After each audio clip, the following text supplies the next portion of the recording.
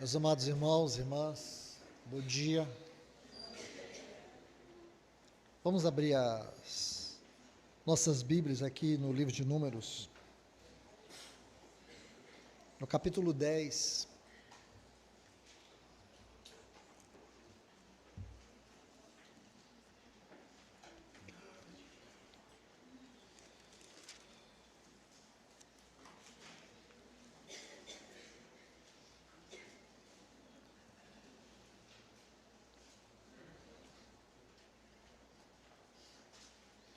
A partir do versículo 11 diz: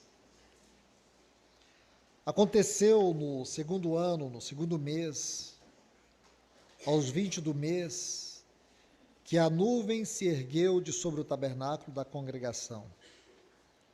Os filhos de Israel se puseram em marcha do deserto do Sinai, jornada após jornada, e a nuvem repousou no deserto de Parã. Assim, pela primeira vez, se puseram em marcha segundo o mandado do Senhor por Moisés. Primeiramente partiu o estandarte do arraial dos filhos de Judá. Versículo 18: Depois partiu o estandarte do arraial de Ruben.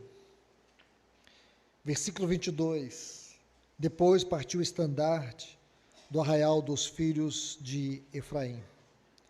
E o versículo 25, então, partiu o estandarte do arraial dos filhos de Dan, formando a retaguarda de todos os arraiais. Vamos orar. Querido Deus, amado Pai, bendito Senhor, pedimos a Tua ajuda, Teu socorro, neste momento onde estaremos aqui meditando na Tua Palavra. E que o Senhor encontre aqui um ambiente de liberdade, onde a Tua Palavra possa ser acolhida, possa ser recebida. Senhor, nós necessitamos da Tua ajuda, Senhor.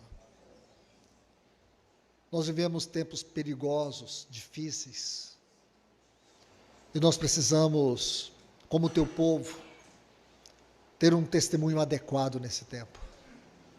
Por isso que a Tua Palavra venha nos corrigir em nossas deficiências.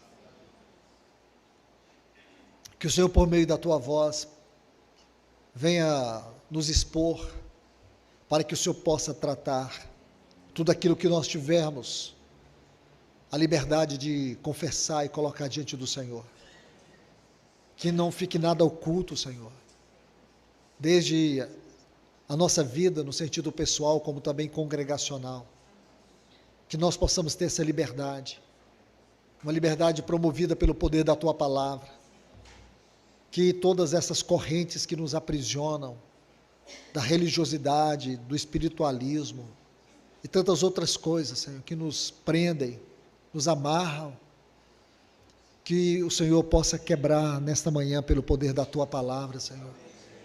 E assim nós tenhamos a liberdade de estar aos Teus pés, clamando pelo Teu socorro, para que haja um verdadeiro despertamento no meio do Teu povo, Senhor. Porque o Teu grande movimento nesse tempo é tomar o Teu povo, para que este povo venha expressar o Senhor, em conformidade com a Tua mente. Abre os nossos olhos, Senhor. Nos ajude a discernir a que horas nós estamos desta caminhada, Senhor. Em nome de Jesus.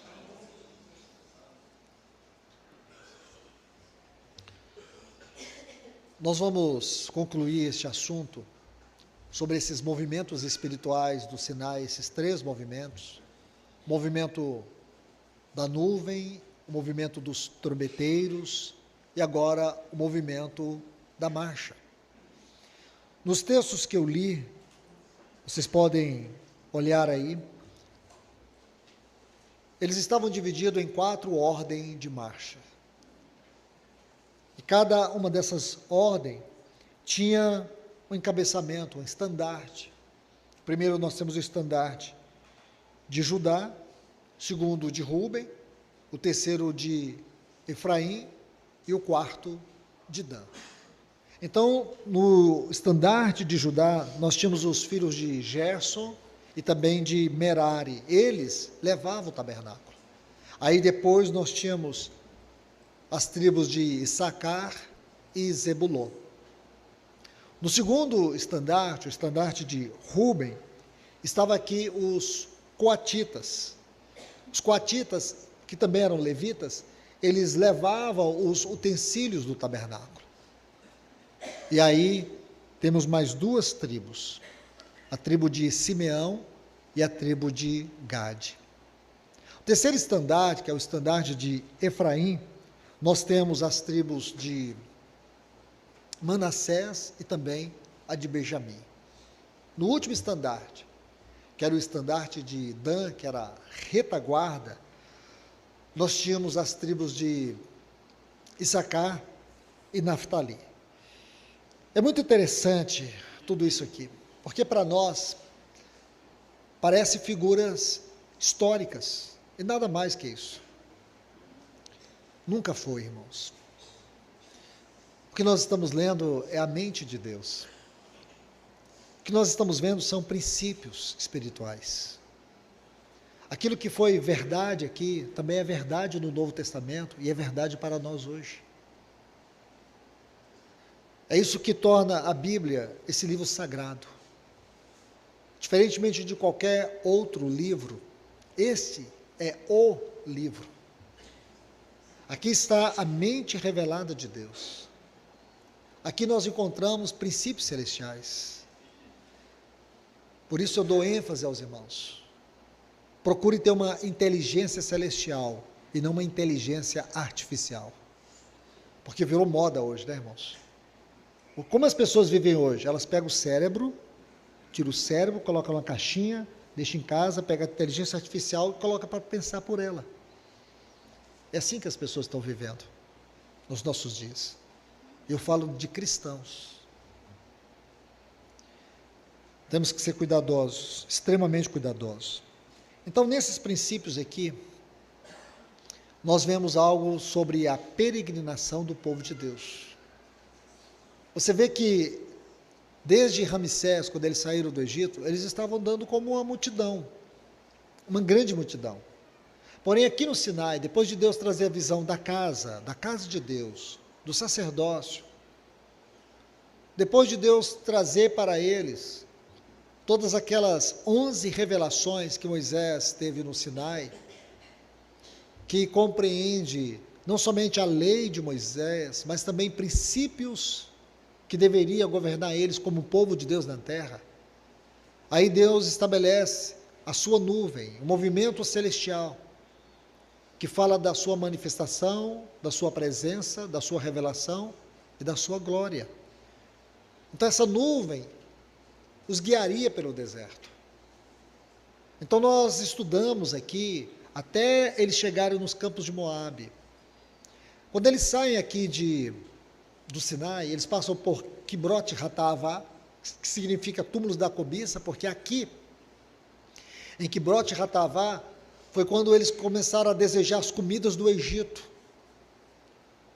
Então, Deus tratou com eles ali, porque havia um populacho no meio deles ali, que começou a criar toda essa contenda, todo esse movimento. Isso existe no meio do povo de Deus. Aquilo que Paulo diz aos Gálatas, alguns que se entremeteram entre nós para espreitar a nossa liberdade. Existe sim, irmãos. Existe aquilo que nós acabamos de ouvir, existe os cristãos carnais, os naturais, existe tudo isso. Não estamos aqui para julgar ninguém, quem julga é a palavra. Quando a palavra vem ministrada a nós, ela passa julgando todos nós, a mim, a todos nós, a vocês, todos nós.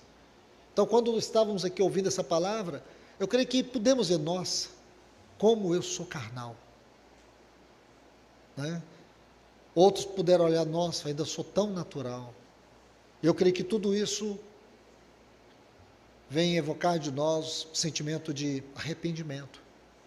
Se realmente ouvimos Deus e recebemos sua palavra, e ouvimos sim, foi Deus que nos falou. Agora, essa palavra foi recebida? Então, se foi, não há dúvida. não há dúvida que você vai passar o dia hoje com um senso de arrependimento, de confissão de pecados, porque hoje nós vimos algo tão sublime, irmãos. E eu quero aqui abrir um pequeno parêntese, quero encorajar os irmãos. Desde que o Senhor nos deu a oportunidade na sexta-feira de ouvir a primeira palavra, e ouvimos aqui várias palavras, né? Então, tivemos a quinta e agora a sexta. Todas palavras maravilhosas que o Senhor nos deu. Mas queria encorajar os irmãos. Por favor, irmãos, considere o que eu vou te falar. Esta quinta palavra, não desprezando nenhuma, mas considere colocar ela num lugar muito especial, para você estudá-la, examiná-la, quantas vezes for possível. Por favor, irmãos, falo isso para vocês de coração. Essa quinta palavra, estude essa palavra. Ao término da ministração hoje aqui pela manhã, já veio no nosso coração, alguns irmãos se aproximaram, e nós decidimos tomar essa palavra, torná-la em sinopse, e passar para os nossos grupos caseiros, para que a gente possa gastar um tempo aos pés do Senhor. Você pode achar, mas isso aí eu já li o Homem Espiritual 1, 2 e 3. Ah, é mesmo? Leu? E o quanto esse assunto te leu? O quanto foi vida? O quanto é vida? Porque nós estamos nos tornando PhDs em informações, enquanto espiritualmente somos esqueléticos. Essa é a questão. Nós somos uma geração que cultua informações. E todo mundo é especialista em tudo. Irmãos, eu sou a pessoa menos qualificada para pegar um martelo e um prego. Mas vocês não fazem ideia, irmãos, o quanto eu estou me qualificando para isso. Eu tenho uma furadeira, irmãos, elétrica, não tem nem fio. Eu nem sabia o que fazer com aquilo. Agora eu estou sabendo, sabe por quê? Tem vídeos que ensinam a usar aquilo. Então eu já estou furando tudo quanto é coisa que está na minha frente. Porque é uma geração que a gente tem todas as informações acessíveis. Eu nem sabia como colava um cano. De verdade, irmãos, nessas áreas aí. E cozinhar, irmãos, nem falo para vocês. Mas hoje nós somos uma geração que a gente aprende tudo, irmãos. É assim. Muitas informações. Ah, meus irmãos, que o Senhor nos ajude. A gente não perca isso de vista. Sinceramente, eu estou maravilhado. Até disse para o Cláudio, eu orei tanto a Deus pela vida dele, para que o Senhor usasse ele, usasse a mim. Mas parece que eu orei mais por ele do que por mim, irmãos. Glória a Deus pela sua palavra. Glória a Deus. Então eu encorajo vocês, viu, irmãos? Então vamos aqui. Nossa peregrinação. Vimos na palavra anterior sobre o papel dos trombeteiros. E você pode ver como cada um desses movimentos, eles se interagem, eles estão configurados entre si. Você vê que o papel dos trombeteiros está aqui no meio, entre a ordem da marcha e a nuvem. Isso faz todo sentido, irmãos. Porque se tem algo que temos presenciado nesses últimos anos, é como o inimigo tem trabalhado para o enfraquecimento dos ministérios locais, nas comunidades locais.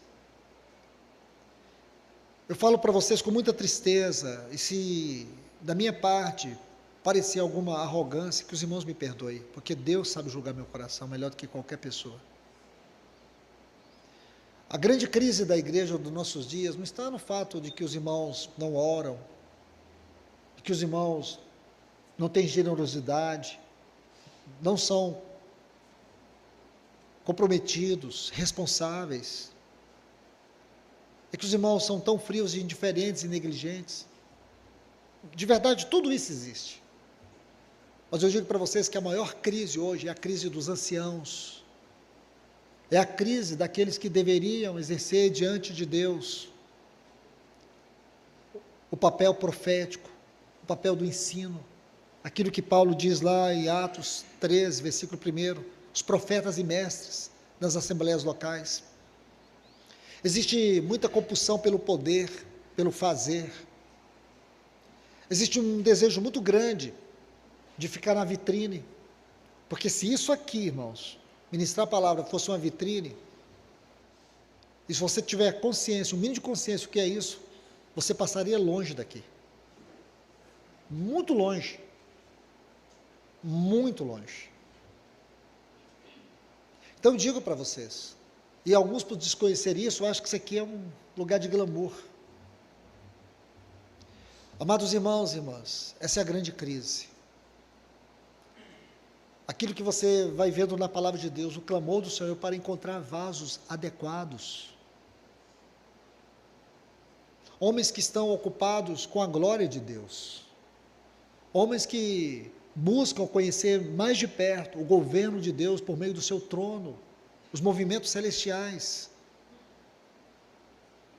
Aqui Deus colocou os trombeteiros, eles tinham um grande papel. Qual era o principal papel deles? Manter sempre os olhos voltados para a nuvem, para os movimentos celestiais. Este era o principal papel dos trombeteiros, não era nem tocar a trombeta. Porque se eles tocassem a trombeta, sem primeiro olhar para a nuvem, o toque era incerto, o povo ia ficar confuso. Porque eles iam tocar a trombeta, o que o povo ia saber? O povo de repente ia arrumar as malas, ia desmontar o tabernáculo, mas a nuvem ia ficar e eles iam sair. E fora da nuvem, o que tinha, irmãos?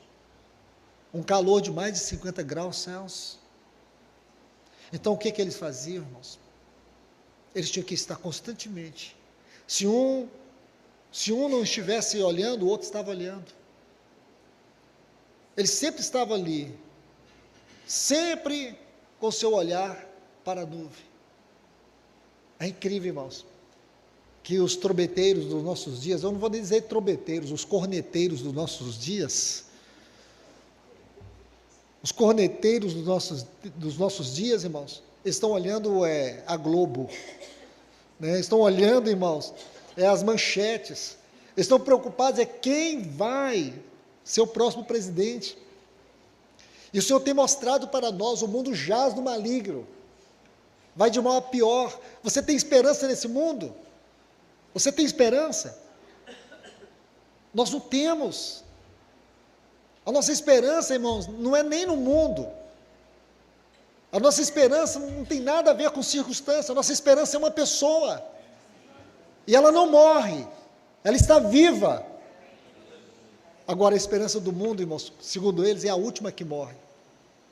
A nossa esperança é viva e é eterna. Então, qual é o papel dos trombeteiros? Esse é um ponto que eu preciso olhar com vocês. Vamos aqui rapidamente fazer uma leitura no livro do profeta Ezequiel. Vamos ler os versículos 1 a 4. Eu citei ontem. E não quero prolongar muito a nossa reunião aqui. Eu quero, no máximo, em 30 minutos, terminar para a gente ter a mesa. Nós extrapolamos um pouco o horário aí do café até a palavra aqui, os irmãos, por causa da grande multidão, e tivemos algumas dificuldades, e por isso nós vamos ter que resumir um pouco essa palavra, que eu não gostaria que os irmãos fossem almoçar lá para as 2 horas, e então, para mim, eu não sei os irmãos, mas eu estou muito satisfeito, hoje pela manhã eu estou muito satisfeito. O Senhor nos encheu muito da sua presença, da sua palavra. Mas deixa eu só concluir aqui, e assim a gente vai prosseguir na mesa do Senhor. Ezequiel capítulo 1, os versículos 1 a 4 diz: acontecendo no 30º ano, no 5º dia do mês, do 4º mês, que estando eu no meio dos exilados, ele estava no meio. É interessante, irmãos, que o profeta é aquele que está no meio da situação. Ele não é alguém à parte, ele não é alguém fora. Ele está no meio, ele está vivendo um problema, as lutas, as dificuldades, as limitações. Aí diz assim, junto ao rio Quebar, olha que coisa linda, se abriram os céus abertos. Irmãos, que coisa impressionante, isso aqui para mim define ministério, define serviço, define o vaso adequado. O vaso adequado é aquele que tem um céu aberto sobre ele. E segundo, é alguém que tem revelações. Ele diz, eu tive visões. Visões de quê? Visões de Deus. Em primeiro lugar, ele teve uma visão de Deus. Depois ele teve uma visão da obra de Deus. Mas nós queremos mudar a ordem. Nós queremos ter uma visão da obra, visão do que temos que fazer, visão do que deve ser feito. Ezequiel, com certeza, ele sabia que tinha muitas coisas para fazer, mas ele não era movido pelas necessidades, porque a visão de Deus traz para nós devoção, e a visão da obra de Deus traz para nós a responsabilidade do serviço. Sem devoção não há serviço, irmãos. Por isso que as pessoas acreditam que seminários formam o vaso, teologia acadêmica forma vasos. Não forma, irmãos. Vai te dar informações, mas não vai te dar formação. A formação vem com a visão de Deus. A formação vem com a devoção. Aí você começa a entender. Aí ele diz, no 5º dia do referido mês, no 5º ano de cativeiro, olha a situação está aqui, era o cativeiro. Deixa eu resumir isso em poucas palavras. Opróbrio. O templo em Jerusalém estava destruído, os muros estavam destruídos. A arca de Deus estava lá no templo do deus Marduk, na Babilônia. A situação opróbria, essa palavra, se você entende ela bem, você sabe o que eu estou dizendo. Cativeiro é um outro nome para nós traduzir por caos. Espiritualmente era um caos. Espiritualmente, caos. Os profetas estavam sendo levantados. Quais são os profetas aqui, irmãos? Daniel na Babilônia, Daniel no palácio, e Ezequiel junto ao rio Quebar. Não eram muitos. Depois nós temos mais outros 2, Ageu e Zacarias, um pouco mais adiante. Aqui está, aí ele vai dizer justamente isso, veio expressamente, essa palavra expressamente no hebraico, não quer dizer simplesmente claramente, não, muito cuidado com essa palavra. Porque, a princípio, nós pegamos uma tradução em português e vemos que faz sentido, veio expressamente, veio claramente, não há dúvida do que Deus falou. O sentido aqui não é esse, o sentido hebraico é, com urgência, Deus me falou. E aqui é a outra característica, irmãos, do vaso adequado para esse tempo. É alguém que tem a urgência de Deus no seu coração. Meu irmão, eu falo para você, mas eu falo a mim também. Será que nós temos o peso da urgência de Deus no nosso coração? Será? Será que a gente tem esse assombro da urgência de Deus? Aquela sensação eu não tenho muito tempo. Eu não tenho muito tempo. Talvez nós não teremos o tempo suficiente para o que será necessário ou para o que se deve ser feito. É isso que eu tenho que me perguntar. Eu tenho muito tempo? Será que eu tenho tempo suficiente? O detalhe dessa palavra é justamente esse, é urgência. É o tema dessa conferência, é urgência. É urgente, irmãos. Deixa eu dizer para vocês, é urgente. Nós não deveríamos permitir que haja uma outra conferência tratando desse tema. Até se possível for, irmãos, que não haja mais nem conferência. Que essa seja a última. Que a próxima seja as bodas do Cordeiro. Então ele diz, veio com urgência.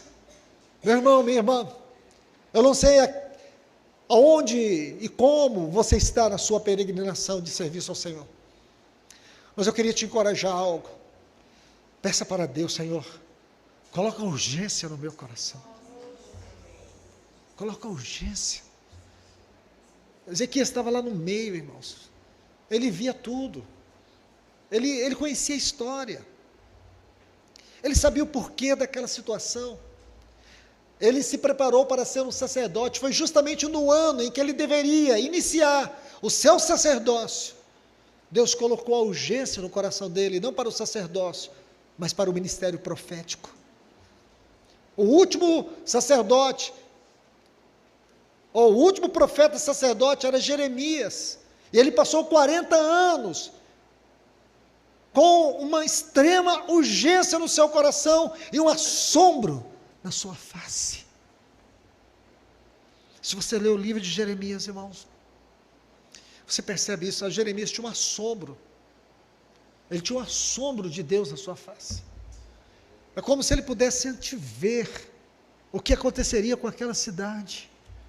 Quando ele escreveu Lamentações no hebraico é Eca é a palavra, que não foi traduzida para o nome desse livro, colocaram assim, para amenizar. Aí colocaram Lamentações de Jeremias, longe de ser Lamentações. A palavra Eca é assombro. Aí colocaram um termo mais leve, assombro, porque Jeremias escreveu cada frase deste livro com assombro de Deus. Ele viu a cidade ser destruída, ele viu a casa de Deus ser destruída, aquilo que Asaf cantou, caminha sobre as tuas ruínas, caminha. Ele diz, nós não temos profetas, nós não temos alguém que possa nos dizer até quando vai durar, mas Deus levantou os seus profetas, Deus levantou o Daniel, e Daniel leu Jeremias, e quando Daniel leu Jeremias, ele sabia exatamente que o cativeiro duraria 70 anos, e ele faz uma das mais lindas orações registradas na Bíblia. Ele ora no capítulo 9, ele confessa os seus pecados, os pecados dos seus pais, ele rasga o coração, ele pede que Deus intervenha. Agora o que é lindo é que ele não ora tendo em vista Israel, ele ora tendo em vista Deus, e diz, faça isso por amor a ti mesmo, faça isso por amor a ti mesmo, porque ministério, irmãos, não tem glória pessoal, ministério não tem glória pessoal, porque não é a nossa igreja, não é a nossa casa, não são os nossos membros, é a casa de Deus, é a noiva de Cristo, é o santuário da habitação do Espírito Santo. É isso que o inimigo tenta arruinar, é isso que ele tem arruinado e tenta arruinar mais. Mas, porém, irmãos, Deus tem nos dado visão celestial, Deus nos revelou o seu Filho de uma maneira gloriosa. Nós temos visto o Filho de Deus, nós temos visto a obra desse Filho. E ele diz que a porta do inferno não prevalecerão sobre o seu povo, sobre a sua casa, sobre a sua igreja, que ele edificaria sobre ele, e ele é a rocha. Então, irmãos, escute, mesmo que eu, mesmo que você, mesmo que nós não compreendamos isso, ou que, mesmo compreendendo, venhamos escolher, viver o conforto do mundo, venhamos viver em busca daquilo que é o prazer deste mundo, porque nunca houve uma geração mais hedonista, mais narcisista do que a nossa, mesmo que a gente escolha isso, irmãos, mesmo que a gente não queira, porque está tão difícil, está tão desanimador, os irmãos não querem orar, os irmãos deixaram de amar a palavra, os irmãos estão retrocedendo, a sensualidade está espalhada por todos os lugares, a pornografia está acessível. Hoje nós temos possibilidade de viver um mundo secreto, paralelo, onde ninguém entra, onde só eu entro, onde só eu vivo, onde eu vivo com quem eu quero e faço o que eu quero, mas eu quero te falar que os olhos do Senhor, Ele penetra todos esses labirintos escuros que nós temos escolhido para a nossa vida, e o Senhor julgará todas as coisas. Então deixa eu te falar, mesmo que nós venhamos escolher tudo isso, eu quero te falar, Satanás não vai ainda destruir a igreja, o Senhor levantará outros, que irão adiante de nós. Porém eu vou dizer para você o que Mardoqueu disse para Esther, quem sabe se para tal tempo, fostes elevada a rainha, lá em Esther capítulo 4, versículo 14, ele disse, se de todo te calares, Deus levantará socorro para o seu povo, mas tu e a casa de teu pai perecerá. Agora lembre-se, Esther, você foi levantada para esse tempo, meu irmão, minha irmã, você foi levantada para esse tempo, Deus nos levantou para viver esta última hora, Deus nos levantou para poder correr a última etapa dessa corrida celestial, daqueles que vieram antes de nós. Lembre-se dos patriarcas, dos profetas, dos apóstolos, dos pais da igreja, de tantos irmãos que vieram correndo até chegar a nós. E agora aquilo que está lá escrito no capítulo 12 do livro de Hebreus, aquela grande nuvem de testemunhas, e lá no capítulo 11 existe ali uma lista deles, que representa todos que já correram essa carreira. Nós estamos correndo, e nós temos que terminar essa carreira, como disse Paulo em 1 Coríntios capítulo 9, versículo 24 a 27, os atletas correm por causa de uma coroa corruptível, nós corremos por causa de uma coroa incorruptível. Correi de tal maneira que a alcanceis. Quanto a mim, irmãos, eu esmurro o meu corpo, eu reduzo ao pó, para que, tendo pregado a outros, eu não venha ser envergonhado. Então vamos correr, vamos combater o bom combate. Essa é a nossa peregrinação nesses dias. Que Deus levante você, meu irmão, aí na assembleia, onde Ele escolheu te colocar, que Deus te levante como um trombeteiro de Deus, porque a necessidade de olharmos para a nuvem, para que o povo marche. Sabe por que o povo não está marchando? Porque falta homens que tenham disposição de olhar os movimentos celestiais, de se ocupar com as coisas celestiais. Mas, irmãos, eu preciso sinceramente avançar. Aqui nós vimos a ordem da marcha, mas existe algo, irmãos, e eu quero terminar por aqui. Existe algo muito especial, eu queria que você abrisse sua Bíblia, em Números capítulo 10. Há muitos aspectos sobre essa marcha, mas eu quero colocar apenas essa nota, nos versículos 33 a 36, porque no momento que eles começaram a marchar, algo maravilhoso estava acontecendo. Imagine, irmãos, que coisa linda, que momento foi aquele. Eu digo para vocês, com tristeza no meu coração, foi um momento muito curto. Eu posso dizer, irmãos, que até chegar a Kibroth Hattaavá, aqueles momentos ali, eu não sei dizer para vocês, sei que foram mais de 3 dias, porque a arca, ela foi à frente, ela percorreu 3 dias, e só depois do 3º dia, é que o estandarte de Rubem saiu. Que coisa linda, irmãos, é tudo isso. Aqueles foram os dias mais felizes do povo de Israel. Se você estudar toda a peregrinação, você vai ver que aqueles 3 dias foram os dias mais felizes na terra. Aqueles 3 dias, eles são comparados, ou é uma sombra daquilo que foram aqueles 3 dias, que o nosso amado, que o nosso bendito Jesus, ele morreu lá na cruz, naquela sexta-feira, e ele desceu às profundezas do abismo, pregando aos espíritos em prisões, e ali ele tomou as chaves da morte e do inferno, das mãos de Satanás, e ele ressuscitou. Aqueles 3 dias, foram os 3 dias, que nos trouxe a certeza de uma alegria eterna. Então, aqueles 3 dias, que a arca partiu, imagine, visualize isso na sua mente, quando os trombeteiros, pela primeira vez, puderam tocar as trombetas, eles perceberam que a nuvem estava se movendo, então eles começaram a tocar as trombetas. Então, para cada toque tinha um movimento. Aí os gersonitas, os meraritas, os coatitas, eles foram organizando todas as coisas. Aí imagine, irmãos, a tribo de Judá levantou o seu estandarte.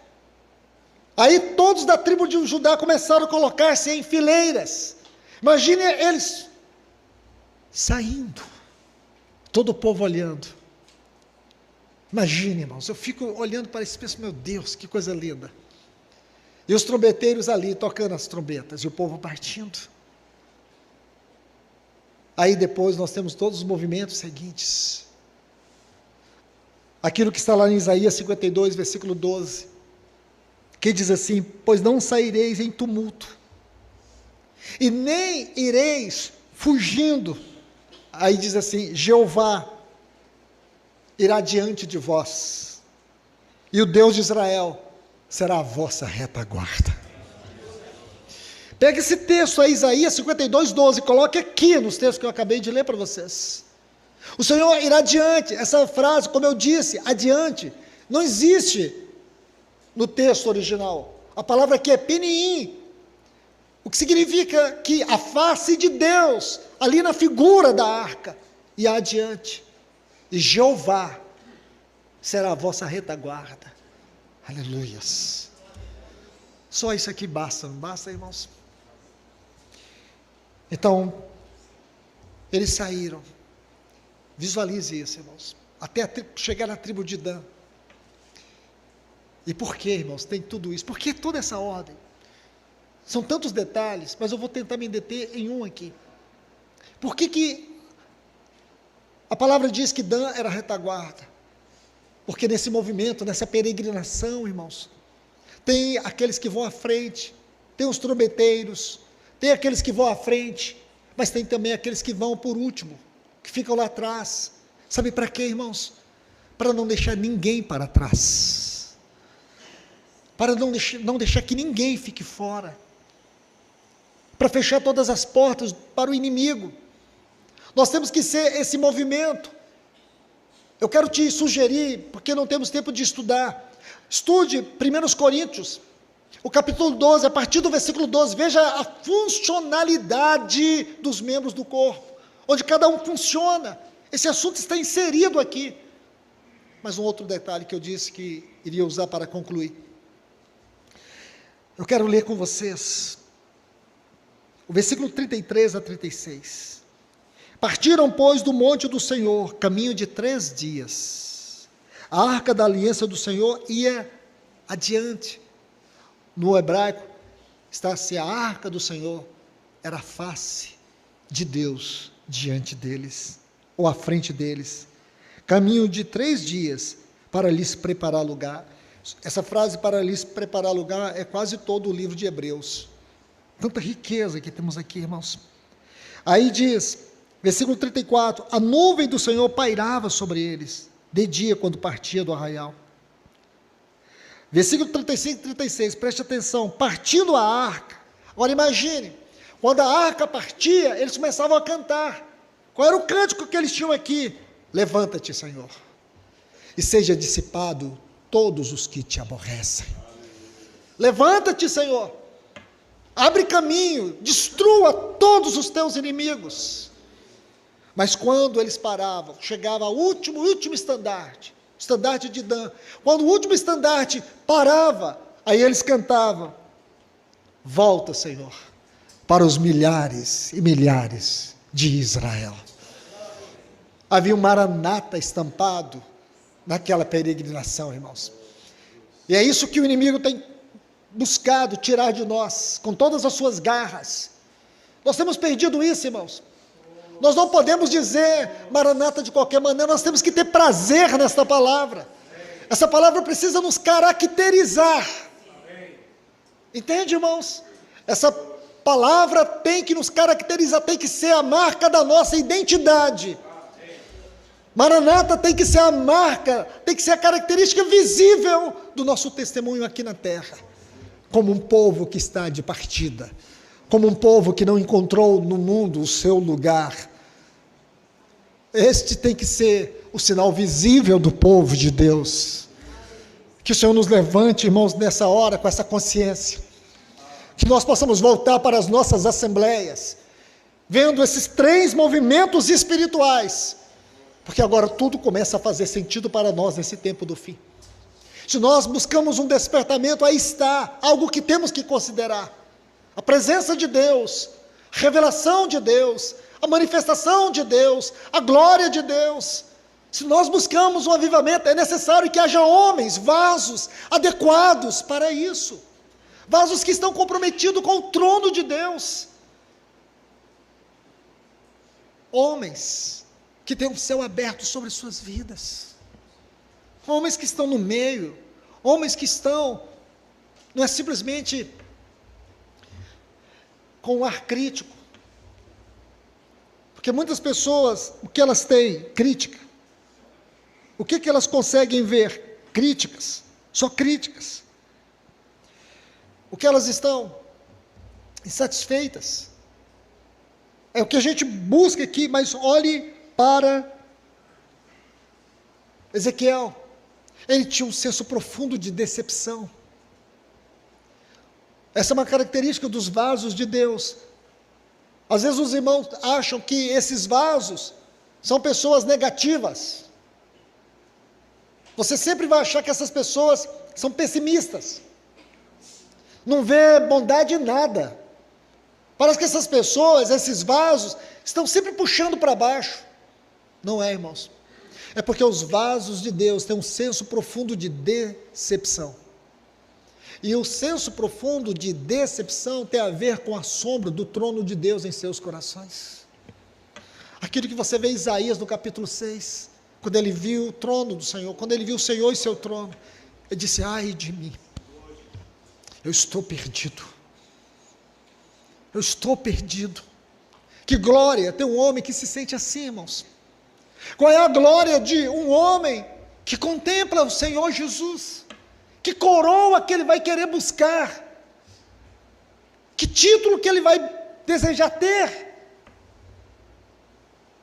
Esse tipo de assombro te dá mais vontade de correr, de fugir e de se esconder, como fez Moisés. Ele se sentiu como nada. Paulo mesmo vai dizer isso em Efésios 3,8, a mim, o resultado do nada com nada, foi dado esta graça de pregar o evangelho das insondáveis riquezas de Cristo. Assombro, que vaidade tem, irmãos, que vaidade é? Qual é a vaidade aqui? Sou um louco, sou um lobo, sou um lobo, que vai querer buscar a vaidade com a pregação do evangelho. Porque quando você vê o Senhor, o senso que você tem é de assombro, é de miséria, é de indignidade. Ai de mim, quem sou eu? Quem sou eu? Eu vivo numa circunstância difícil, no meio de um povo que não quer o Senhor, e que isso me aflige. Mas o Senhor diz: não, a quem enviarei? Quem há de ir por nós?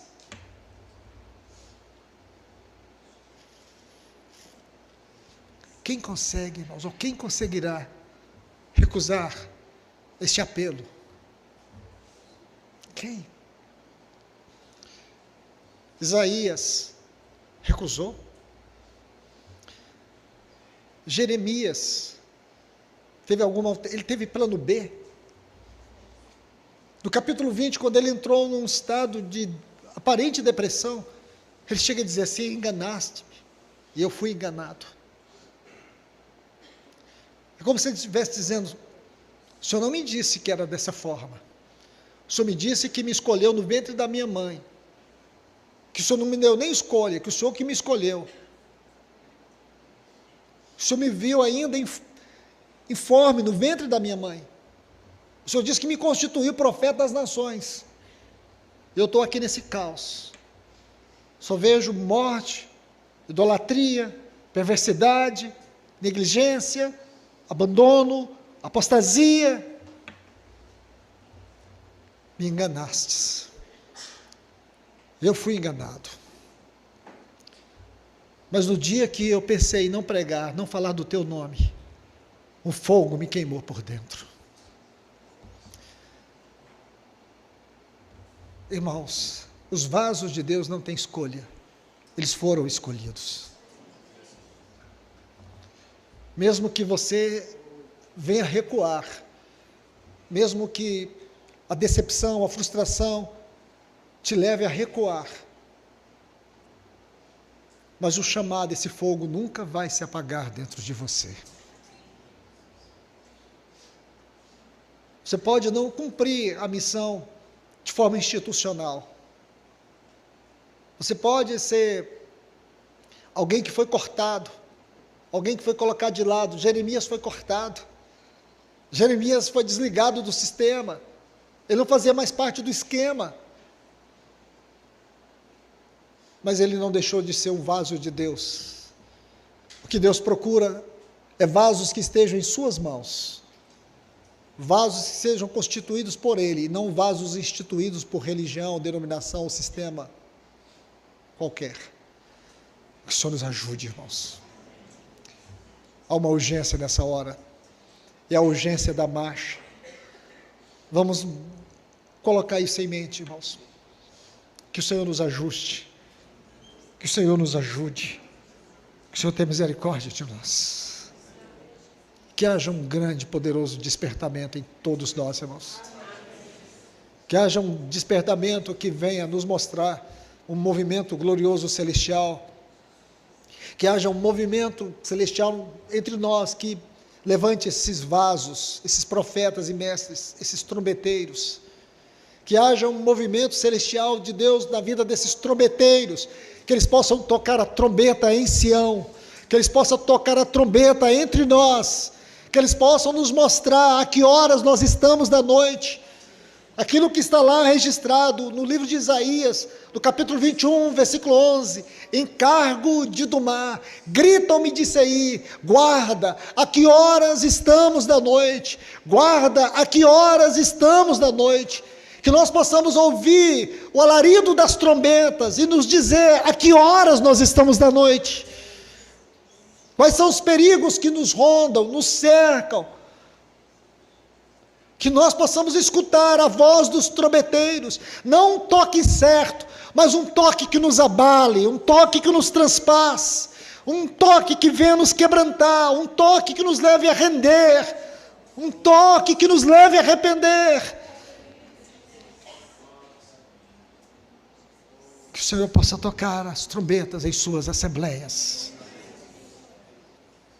e que se levante as vanguardas do Senhor, que assim como Judá foi aquela vanguarda, mas que se levante em nossas assembleias. Talvez nem todos vão para a reunião de oração, mas que vá uma vanguarda que venha reivindicar do Senhor aquilo que tenha a ver com a mente do Senhor para a sua assembleia. Que não haja aqueles que fiquem esperando quem vai levantar, quem vai ser o primeiro, mas que o Senhor possa levantar as suas vanguardas entre nós. Ninguém está orando, mas há uma vanguarda orando, como aqueles levitas, quando eles foram atravessar o Jordão, você se lembra? Possivelmente a nação de Israel fosse mais de 3 milhões de pessoas, mas o que aconteceu quando eles chegaram diante do Jordão? Estava água, estava no tempo da cheia. Aqueles sacerdotes, pela fé, eles pegaram aquela arca, e eles foram andando, caminhando da forma correta, na medida correta, tudo conforme o Senhor havia designado, e quando a planta dos pés deles tocaram o Jordão se abriu, e o que acontece? Eles ficam no meio do Jordão, com a arca, enquanto eles estão ali, o povo de Israel está passando. É esses que Deus procura entre nós, aqueles que possam entrar na morte, para que outros vivam, como disse Paulo, que ele experimentava a morte todos os dias, para que a igreja pudesse experimentar a vida. Alguns vão ter que passar pela morte, no sentido da experiência, da dor, da aflição, da tribulação, como Paulo e tantos outros passaram, mas para que haja um caminho de vida em nossas assembleias. Isso tem a ver com o papel dos trombeteiros também, tem a ver com o papel daqueles irmãos, daquelas irmãs, que são vanguarda no meio da Assembleia do Senhor, aqueles que vão na frente, aqueles que vão pagar o preço, que vão sofrer, que vão ser esmagados, mas para que outros possam passar com alegria em seus corações, aqueles que não vão saber o que é o preço que foi pago, em termos de serviço, em termos de fidelidade, mas eles vão desfrutar. Nós precisamos desses diante de Deus. Tantos detalhes que nós podemos ver aqui, irmãos, que são questões práticas. Que o Senhor nos ajude, irmãos. Que o Senhor nos ajude. Que o Senhor nos socorra.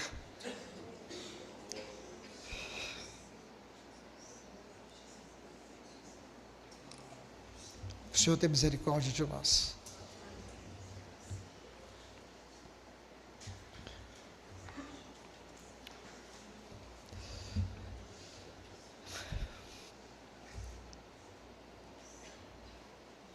Vamos orar, irmãos.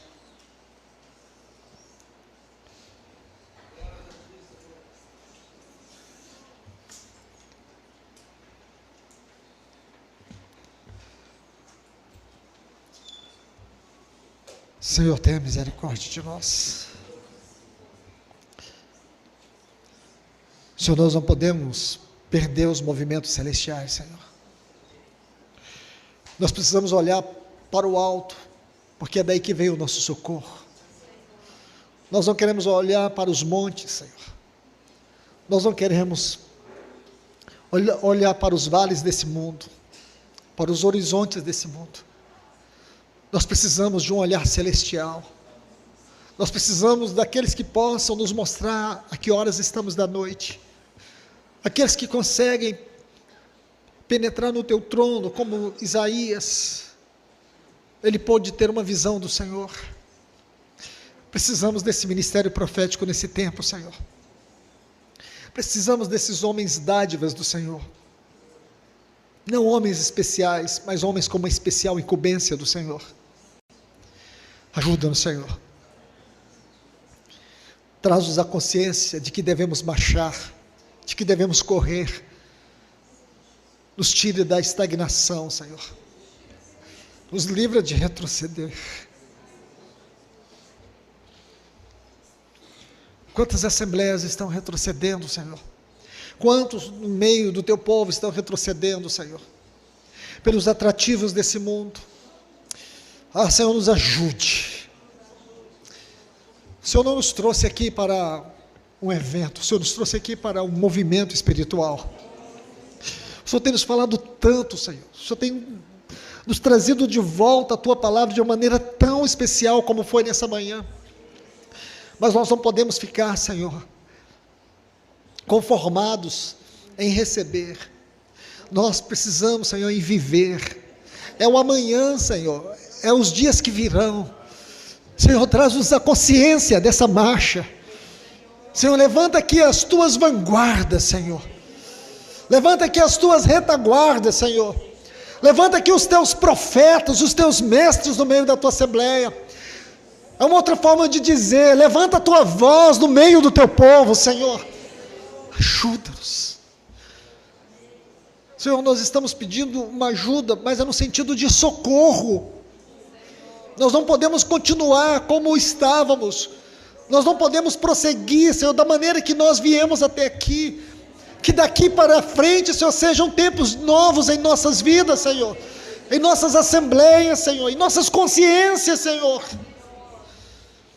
Como nós acabamos de ouvir, não somos nós que fazemos, é o Senhor que faz. Mas o Senhor não vai fazer se nós não nos dispor.